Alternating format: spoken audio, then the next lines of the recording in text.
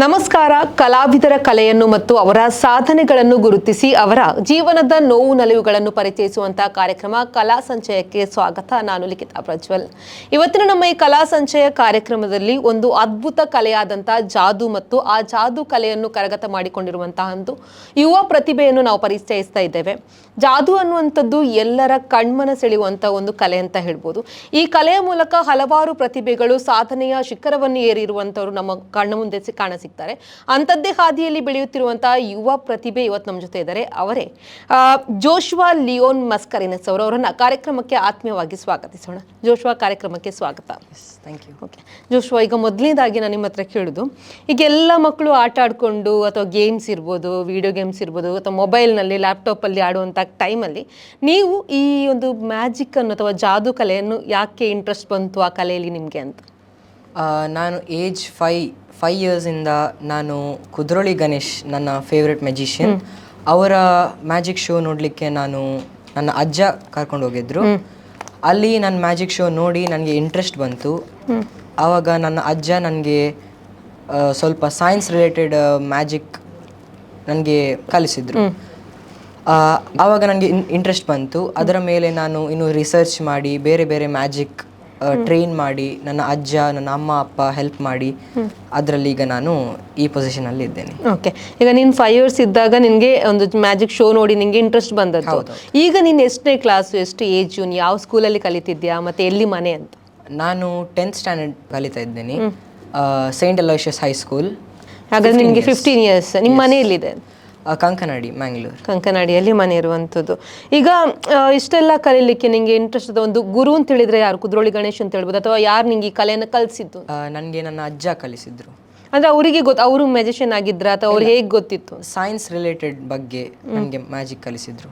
Okay, ನಿನ್ಗೆ ಈ ಒಂದು ಕಲೆಗೆ ಸ್ಫೂರ್ತಿ ಯಾರು ಅಂತ? ಈಗ ಒಬ್ರು ಗುರು ಅಂತ, ಈಗ ಅಜ್ಜ ಕಲಿಸಿದ್ರು, ಓಕೆ, ಅಥವಾ ಒಂದು ಅಜ್ಜನಿಗೂ ಕೂಡ ಅವರು ಮ್ಯಾಜಿಷಿಯನ್ ಅಲ್ಲ, ಅವರು ಕೂಡ ಹೀಗೆ ನೋಡಿ ಕಲ್ತಿರುವಂಥದ್ದು, ನಿಂಗೆ ಕಲಿಸಿರುವಂಥದ್ದು. ಸೊ ಅದೇ ರೀತಿ ನಿನಗೆ ಗುರು ಅಂತ ಯಾರಾದ್ರೂ ಇದ್ದಾರೆ, ಅಥವಾ ಅದಲ್ಲದೆ ಬೇರೆ ನೀನು ಎಲ್ಲಿಯಾದ್ರೂ ಕ್ಲಾಸಿಗೆ ಅಥವಾ ಏನಾದರೂ ವಿಡಿಯೋಗಳನ್ನು ನೋಡಿ ಅಥವಾ ಒಂದು ಗುರುಗಳ ಹತ್ರ ಕಲ್ತಿದ್ಯಾ ಈ ಕಲೆಯನ್ನು? ಕುದ್ರೋಳಿ ಗಣೇಶ್ ಕಲಿಸಿದ್ದಾರೆ ನಿಮಗೆ?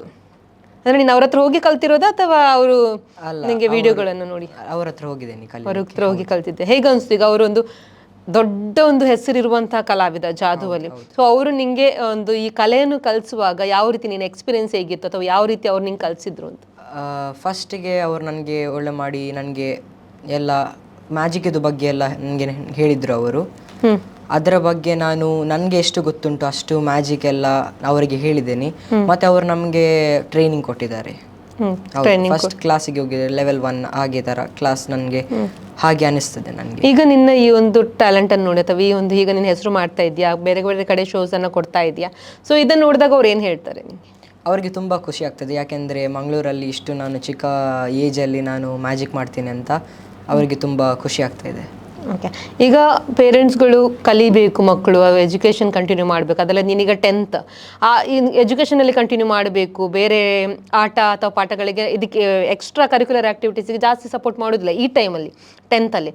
ನಿನ್ನ ಪೇರೆಂಟ್ಸ್ ನಿನಗೆ ಯಾವ ರೀತಿ ಸಪೋರ್ಟ್ ಮಾಡ್ತಾರೆ ಈಗ? ಮತ್ತು ನೀನು ಹೇಳಿದ್ದೆಲ್ಲ ನನಗೆ ಮ್ಯಾಜಿಕ್ ಕಲಿಬೇಕು ಅಂತ, ಅಜ್ಜ ಸಪೋರ್ಟ್ ಮಾಡಿದ್ರು, ಅದೇ ರೀತಿ ತಂದೆ ತಾಯಿ ಯಾವ ರೀತಿ ಸಪೋರ್ಟ್ ಮಾಡಿದ್ರು? ಅಪ್ಪ ಅಮ್ಮ ನನಗೆ ಯಾವಾಗ ನಾನು ಅವರಿಗೆ ಕೇಳಿದ್ದೀನಿ, ಅವರು ಚಿಕ್ಕ ಮ್ಯಾಜಿಕ್ ಅಲ್ಲಿ ನನಗೆ ಕಳಿಸಿಕೊಟ್ಟಿದ್ದಾರೆ. ಅವರು ತುಂಬ ಸಪೋರ್ಟ್ ಮಾಡಿದ್ದಾರೆ. ಮ್ಯಾಜಿಕ್ ಐಟಮ್ ಇರಲಿ, ಬೇರೆ ಕಡೆಯಿಂದ ತರಿಸೋದು ಎಲ್ಲ ಐಟಮ್ಸ್ ಎಲ್ಲ ಪ್ರಾಪ್ಸ್ ಐಟಮ್ಸ್ ಎಲ್ಲ ಅವರು ನನಗೆ ಸಪೋರ್ಟ್ ಮಾಡಿದ್ದಾರೆ. ಈಗ 10th ಸ್ಟ್ಯಾಂಡರ್ಡ್, ಹೌದು ಸ್ಟಡೀಸ್ ಉಂಟು, ಬಟ್ ಬ್ಯಾಲೆನ್ಸ್ ಮಾಡ್ತಾ ಇದ್ದೇನೆ ಸ್ಟಡೀಸ್ ಮತ್ತೆ. ಅದು ಯಾವ ರೀತಿ ಬ್ಯಾಲೆನ್ಸ್ ಮಾಡ್ತಿದ್ದೆ ಸ್ಟಡೀಸ್? ಅಂದರೆ 10th SSLC ಅಂದಾಗ ತುಂಬ ಟೆನ್ಷನ್ ಇರುತ್ತದೆ, ಓದಲಿಕ್ಕೆ ಜಾಸ್ತಿ ಇರ್ತದೆ, ಹೋಮ್ವರ್ಕ್ ಇರ್ತದೆ, ಟ್ಯೂಷನ್ ಬೇರೆ ಬೇರೆ ಕ್ಲಾಸಸ್ಗಳಿರ್ತದೆ. ಯಾವ ರೀತಿ ಬ್ಯಾಲೆನ್ಸ್ ಮಾಡ್ತಿದ್ದನ್ನು ಮತ್ತು ಅದನ್ನು?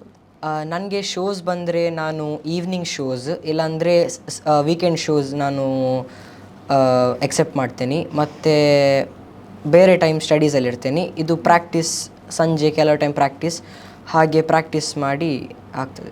ಸ್ಕೂಲಲ್ಲೆಲ್ಲ ಟೀಚರ್ಸ್ಗಳು ಅಥವಾ ನಿನ್ನ ಫ್ರೆಂಡ್ಸ್ಗಳು ಅಥವಾ ಸ್ಕೂಲಲ್ಲಿ ಈಗ ಯಾವ ರೀತಿ ನಿಂಗೆ ರೆಸ್ಪಾನ್ಸ್ ಇದೆ, ಯಾವ ರೀತಿ ಸಪೋರ್ಟ್ ಮಾಡ್ತಾರೆ?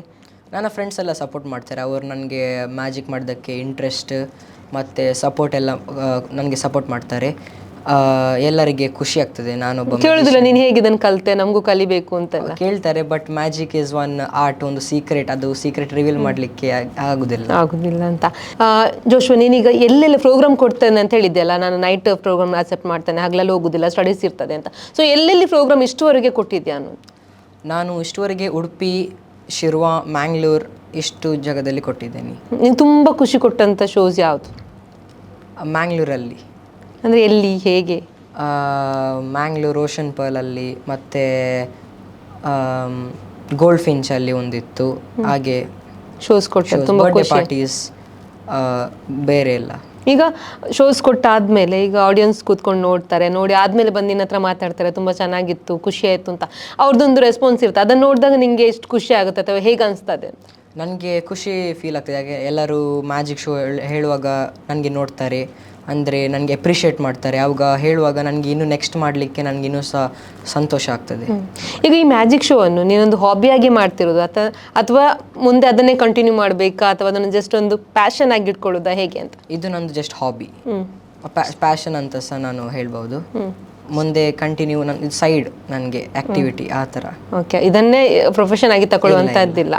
ಜೋಶ್ವ, ಈಗ ನಿಮಗೆ ದೊಡ್ಡ ದೊಡ್ಡ ಸ್ಟೇಜ್ಗಳು ಸಿಗ್ತದೆ, ಅಥವಾ ಅಲ್ಲಿ ಒಂದು ನಿನ್ಗಿಂತ ದೊಡ್ಡವರು ಇರ್ತಾರೆ, ಏಜಲ್ಲಿ ಇರ್ಬೋದು, ಅಥವಾ ಕೆಲವು ಗಣ್ಯ ವ್ಯಕ್ತಿಗಳಲ್ಲಿರ್ತಾರೆ, ಅಂಥವ್ರು ಇದರಲ್ಲಿ ನೀನು ಮ್ಯಾಜಿಕ್ ಶೋ ಕೊಡ್ಬೇಕಾದ್ರೆ ನಿಂಗೆ ಹೇಗೆ ಅನಿಸ್ತದೆ? ಭಯ ಆಗುತ್ತಾ ಅಥವಾ ಹೇಗೆ ಖುಷಿ ಆಗ್ತದೆ ಅಂತ? ಫಸ್ಟ್ ನರ್ವಸ್ನೆಸ್ ಎಲ್ಲ ಇರ್ತದೆ, ಎಲ್ಲ ಕಡೆ ನಾನು ಮಾಡುವಾಗ ನರ್ವಸ್ನೆಸ್ ಇರ್ತದೆ. ಮತ್ತು ಆವಾಗ ಆಡಿಯನ್ಸ್ ಎಲ್ಲ ನನಗೆ ಕ್ಲಾಪ್ಸ್ ಎಲ್ಲ ಮಾಡಿ ನನಗೆ ಎಲ್ಲ ಸಪೋರ್ಟ್ ಎಲ್ಲ ಮಾಡ್ತಾರೆ, ಎಲ್ಲರೂ ಚಿಯರ್ ಮಾಡ್ತಾರೆ. ಆವಾಗ ನನಗೆ ಒಂದು ಇದು ಖುಷಿ ಆಗ್ತದೆ. ಆವಾಗ ನಾನು ಅದು ಕಂಟಿನ್ಯೂ ಮಾಡ್ತೀನಿ. ಓಕೆ, ಈಗ ನಿಂದು ಮ್ಯಾಜಿಕ್ ಅಲ್ಲದೆ ಬೇರೆ ಏನಾದರೂ ಹಾಬೀಸ್ ಇದೆಯಾ? ಹೌದು, ಸ್ಪೋರ್ಟ್ಸಲ್ಲಿ ಕ್ರಿಕೆಟ್ ಆಟಾಡ್ತೀನಿ, ಮತ್ತು ಡ್ರಾಯಿಂಗ್, ಪೇಂಟಿಂಗ್ಸ್ ಮಾಡ್ತೀನಿ. ಈಗ ಮ್ಯಾಜಿಕ್ ಅನ್ನು ಕಲಿಬೇಕು ಅಂತ ಬೇರೆ ಮಕ್ಕಳು ಇಂಟ್ರೆಸ್ಟ್ ಇರುವಂತ ಇರ್ತಾರೆ. ನೀನು ಹೇಗೆ ಸಣ್ಣದಿರುವಾಗ 5 ವರ್ಷದಲ್ಲಿ ಒಂದು ಮ್ಯಾಜಿಕ್ ಶೋ ನೋಡಿ ನಿಂಗೆ ಇಂಟ್ರೆಸ್ಟ್ ಬಂತು, ಅದೇ ರೀತಿ ಬೇರೆ ಮಕ್ಕಳು ಕೂಡ ನಿನ್ನ ಶೋ ನೋಡಿ ಇಂಟ್ರೆಸ್ಟ್ ಆಗುವಂಥವ್ರು ಅಥವಾ ಖುಷಿಯಿಂದ ನಾವು ಕೂಡ ಮ್ಯಾಜಿಕ್ ಕಲಿಬೇಕು ಅಂತ ಇರುವಂಥವ್ರಿಗೆ ನೀನು ಏನು ಹೇಳ್ತೀಯಾ? ಮ್ಯಾಜಿಕ್ ಒಂದು ಆರ್ಟ್, ಹೇಗೆ ಡ್ಯಾನ್ಸ್, ಸಿಂಗಿಂಗ್, ಹಾಗೆ ಭರತನಾಟ್ಯಂ ಎಲ್ಲ ಹಾಗೆ ಇರ್ತದೆ. Magic is a form of art. ಅದಕ್ಕೆ ಸ್ಟಾರ್ಟಿಂಗ್ ನಿಮಗೆ ಈಗ ತುಂಬ ಯೂಟ್ಯೂಬಲ್ಲಿ ಇದರಲ್ಲಿ ತುಂಬ ಸಿಗ್ತದೆ, ಅದರಿಂದ ಸ್ಟಾರ್ಟ್ ಮಾಡ್ಬೋದು. ಮತ್ತು ನಿಮಗೇನು ಐಡಿಯಾ ಬರ್ತದೆ ನಿಮಗೆ ಕಂಟಿನ್ಯೂ ಮಾಡಬೇಕಾ ಇಲ್ಲ ಅಂತ. ಬಟ್ ಒಂದು ಮ್ಯಾಜಿಕ್ ಮಾಡುವಾಗ ಒಂದು ಮೇಯ್ನ್ ಥಿಂಗ್ ಈಸ್ ರಿವೀಲ್ ಮಾಡಿದರೆ, ಮ್ಯಾಜಿಕ್ ಒಂದು ರಿವೀಲ್ ಮಾಡಿದರೆ ಎಲ್ಲರೂ ಹೇಳ್ತಾರೆ, ಓ ಇಷ್ಟು ಈಸಿನಾ, ಮಾಡ್ಬೋದು, ನನಗೆ ಸಹ ಮಾಡ್ಬೋದು. ಬಟ್ ಅದು ಮಾಡಲಿಕ್ಕೆ ಒಂದು ಇಂಟ್ರೆಸ್ಟ್ ಇರ್ತದೆ, ಮತ್ತು ಅವರಿಗೆ ಹೇಗೆ ಮಾಡೋದಂತ ಅವರಿಗೆ ಅರ್ಥ ಆದರೆ ಮಾಡ್ಬೋದು.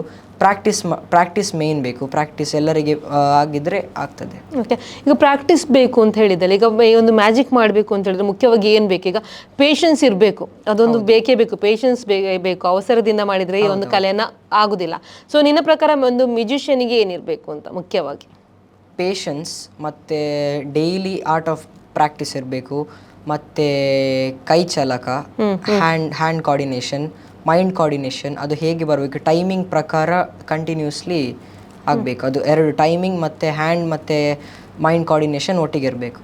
ಓಕೆ, ನಿಂದೀಗ ಫ್ಯೂಚರ್ ಪ್ಲ್ಯಾನ್ ಅಂತ ಏನಾದರೂ ಇದೆಯಾ ಅಂತ? ನೀನು ಹೇಳಿದೆ ಇದನ್ನು ಕಂಟಿನ್ಯೂ ಮಾಡುವಂಥ ಇಂಟ್ರೆಸ್ಟ್ ಅಂದರೆ ಜಸ್ಟ್ ಒಂದು ಹಾಬಿಯಾಗಿ ಮಾತ್ರ ನಾವು ನೋಡ್ತೇನೆ, ಆದರೆ ಇದನ್ನೇ ಒಂದು ಪ್ರೊಫೆಷನ್ ಆಗಿ ತಗೊಳ್ಳೋದಿಲ್ಲ ಅಂತ. ಅದಲ್ಲದೆ ನಿಂದು ಫ್ಯೂಚರ್ ಪ್ಲ್ಯಾನ್ ಏನು ಅಂತ? ಈಗ 10th ಇದೆಯಾ, ನೆಕ್ಸ್ಟ್ ಏನು ಮಾಡಬೇಕು ಅಂತ?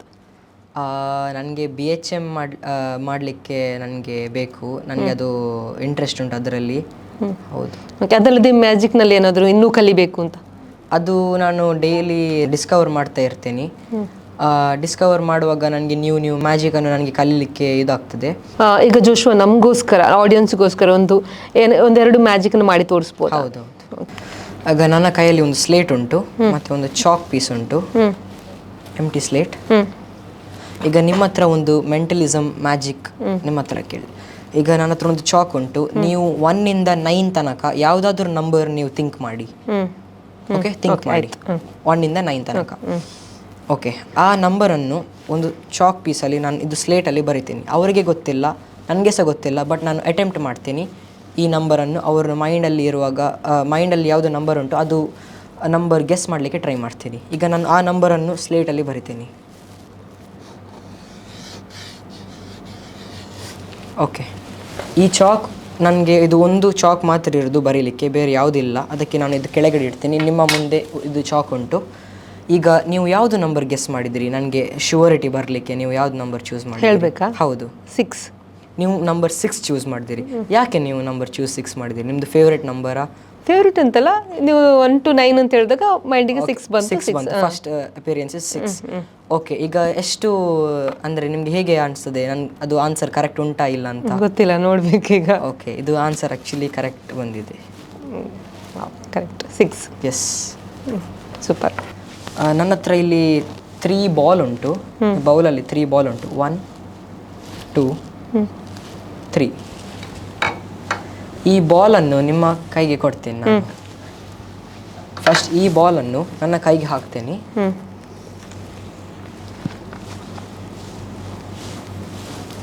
ಓಕೆ, ಈ ಇನ್ನೊಂದು ಬಾಲನ್ನು ನಿಮ್ಮ ರೈಟ್ ಹ್ಯಾಂಡ್ಗೆ ಕೊಡ್ತೇನೆ.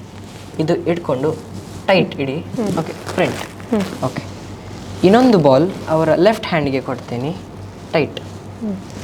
ಓಕೆ, ಈಗ ಎಲ್ಲರಿಗೂ ಗೊತ್ತುಂಟು ಇಲ್ಲಿ ಒಂದು ಬಾಲ್ ಇದೆ, ರೈಟ್ ಹ್ಯಾಂಡಲ್ಲಿ ಅವರ ರೈಟ್ ಹ್ಯಾಂಡಲ್ಲಿ ಒಂದು ಬಾಲ್ ಇದೆ, ಮತ್ತು ಲೆಫ್ಟ್ ಹ್ಯಾಂಡಲ್ಲಿ ಒಂದು ಬಾಲ್ ಇದೆ, ಅವರಿಗೆ ಲೆಫ್ಟ್ ಹ್ಯಾಂಡ್. ಓಕೆ, ಈಗ ಈ ಕೈಯನ್ನು ನೋಡಿ. ಇಲ್ಲ, ನಿಮ್ಮ ರೈಟ್ ಹ್ಯಾಂಡ್ ಓಪನ್ ಮಾಡಿ. 2 ಬಾಲ್, ಈ ರೈಟ್ ಹ್ಯಾಂಡಲ್ಲಿ ಒಂದು ಬಾಲ್. ಈ ಬಾಲನ್ನು ಅಲ್ಲಿ ಹೋಗಿದೆ. ಎಸ್. ಜೋಶ್ವ, ನಿಜವಾಗ್ಲೂ ಖುಷಿ ಆಯಿತು ಮ್ಯಾಜಿಕ್ ನೋಡಿ. ಹೇಗಾಯಿತು, ಹೇಗೆ ಮಾಡಿದೆ ಅಂತ ಗೊತ್ತಿಲ್ಲ, ಬಟ್ ನಿಜವಾಗ್ಲೂ ಖುಷಿ ಆಯಿತು. ಕೆಲವೊಂದು ಮ್ಯಾಜಿಕ್ ಮಾಡುವಂಥವ್ರು ಅಥವಾ ಜಾದೂಗಾರರು ಆಡಿಯನ್ಸ್ ಅನ್ನೊಂದು ಸ್ಮೈಲ್ ಮಾಡುವ ಮುಖಾಂತರ ಅಥವಾ ನಗಿಸುವ ಮುಖಾಂತರ ಅವರೊಂದು ಜನಪ್ರಿಯತೆಯನ್ನು ಪಡಿತಾರೆ. ಅದೇ ರೀತಿ ಇನ್ನು ಕೆಲವರು ಜಾದೂಗಾರರು ಒಂದು ಆಡಿಯನ್ಸ್ ಅನ್ನೊಂದು ನಿಬ್ಬೆರಗಾಗಿಸುವ, ಶಾಕ್ ಆಗೋ ರೀತಿಯಲ್ಲಿ ಏನಾಯಿತು ಹೇಗಾಯಿತು ಅನ್ನುವಂಥ ಒಂದು ಗೊತ್ತಾಗದೇ ಇರೋ ರೀತಿಯಲ್ಲಿ ಖುಷಿಪಡಿಸ್ತಾ ಅವರನ್ನು ಜನಪ್ರಿಯತೆಯನ್ನು ಪಡಿತಾರೆ. ಅದೇ ರೀತಿ ನೀನು ಕೂಡ ಅದೇ ಹಾದಿಯಲ್ಲಿ ಮುಂದುವರೆದು ಇನ್ನಷ್ಟು ಯಶಸ್ಸನ್ನು ಗಳಿಸು, ಒಂದು ದೊಡ್ಡ ಮ್ಯೂಸಿಷಿಯನ್ ಆಗಿ ನಮ್ಮ ಮುಂದೆ ಬಾ ಅಂತ ಹೇಳ್ತಾ, ಅದೇ ರೀತಿ ನನ್ನ ಫ್ಯೂಚರ್ಗೂ ಕೂಡ ಆಲ್ ದ ಬೆಸ್ಟ್ ಅಂತ ಹೇಳ್ತಾ, ಇಷ್ಟೊತ್ತು ನಮ್ಮ ಜೊತೆ ಕೂತ್ಕೊಂಡು ನಿನ್ನ ಅನುಭವವನ್ನು ಹಂಚಿಕೊಂಡಿದ್ದಕ್ಕೆ, ಮ್ಯಾಜಿಕ್ ಶೋನ ಮಾಡಿ ತೋರಿಸಿದ್ದಕ್ಕೆ ಧನ್ಯವಾದಗಳು. Thank you.